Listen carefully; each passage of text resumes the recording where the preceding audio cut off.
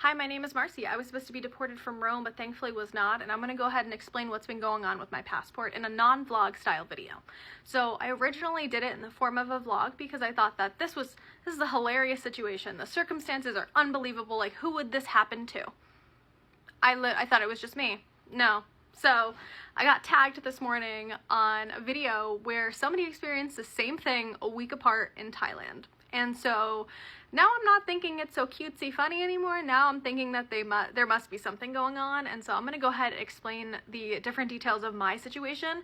And I'm curious to know if there are a lot of overlaps with people who are experiencing a similar thing right now. So as of right now, I've only seen one other video talking about this.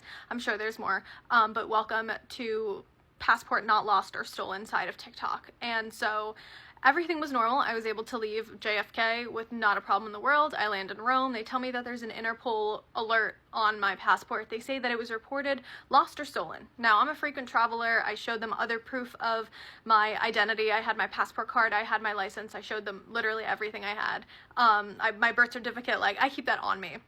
So I end up being able to go through customs, but I need to go to the embassy to get a new passport. So I am grateful that I'm able to go to the embassy to get this passport. As promised, I go to the embassy first thing Monday morning to deal with the situation, and they're able to tell me that in their system, somebody reported my passport as lost or stolen on an MTA bus back in November. Now, that person was not me. I made it very clear to the person, I don't take the MTA bus. However, I'm also a frequent traveler. Why would I have reported my passport as missing and then decided to go on a trip a month later? It was not adding up. And so she believed my story. I ended up having to swear this entire thing under oath because that is something you do at the embassy. And I was charged $165 and sent on my way with my emergency passport. Although the embassy was great, it was not really an opportunity that I could just prompt them with a whole bunch of questions. I asked them, they said they didn't know. They said that they didn't have access to certain information, but on their system they could see that it was reported online in November by I'm assuming somebody else, because it was not me. I asked if there was a way that the system cross-references information. The woman did not know.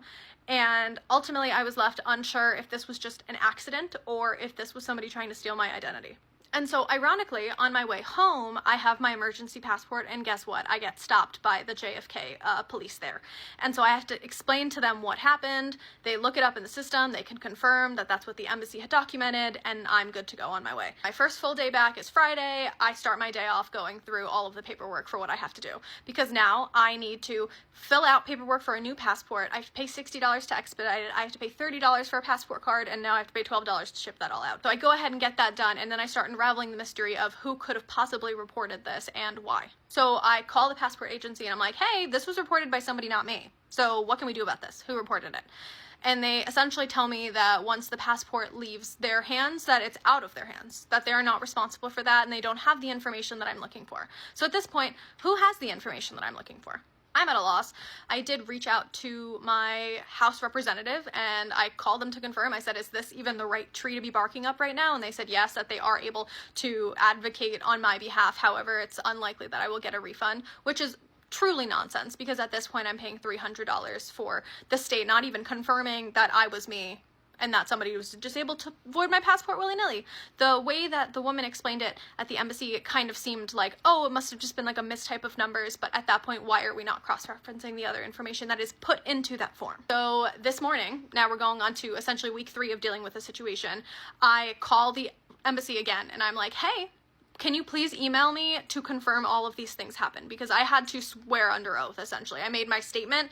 It is a legal statement. You have the most information on the circumstance. Like, I need to know who filed that, when did they file it, why did they file it? Like, at this point, the embassy is the group that has the most information, so I emailed them.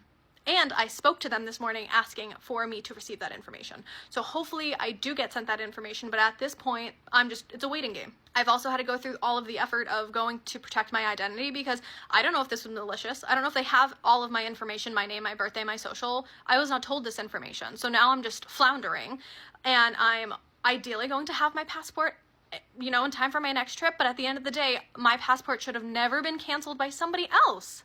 And again, I made it in a vlog because I thought it was like, ooh, silly, goofy.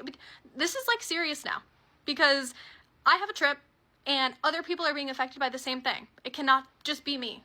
And I'm sure this has been happening before, but the fact that within like the last 2 weeks that this is happening on TikTok alone with me and other people, it's insane. I'm also going to remind you here, when I spoke to both the police in Rome and the police at JFK, if there's anything that I can do on my end to make sure it doesn't happen again, they said no. Is there some type of system that the average person can access to check if their passport is still valid? Still no. If I'm incorrect in any of this, I would love to hear it. I am still actively waiting to hear back what, you know, how my representative will hopefully represent me and help me out and solve this problem. But clearly at this point, it's more than just me. And although I am a lucky girl, other people are not so lucky. I think the only thing that I have not done yet, and I'm going to be doing today, is looking into the Freedom of Information Act. Because at the end of the day, it's my information. How are you going to tell me that somebody filed a report on my passport with maybe my information and not disclose that to me? So I'm going to go ahead and try that avenue too. I will keep you all updated if anything actually works. Fingers crossed something will. But I'm putting this information out there, so if anybody has a similar situation, that you at least have this as a baseline. And just as a final wrap up, I love traveling. It is my passion. I hope I can travel the world for the rest of my life. But the fact that a complete stranger can go ahead and void and cancel my passport and I not be notified is absolutely insane. So I just want to make you aware of the situation that could potentially happen. According to Reddit, this is like being struck by lightning. So the goal is to just not be struck by lightning again. But if I get any additional information, I will absolutely let you know. If you have a trip coming up, don't be scared. I'm sure you will be fine.